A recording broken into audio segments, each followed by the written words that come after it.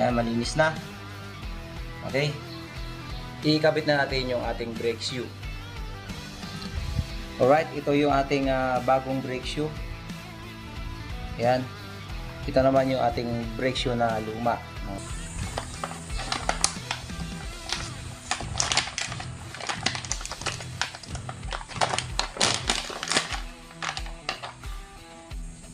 Yan yung original na sukat ng bago.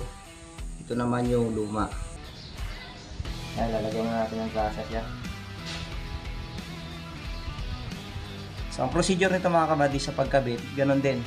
Ang position lang yan ay ganyan.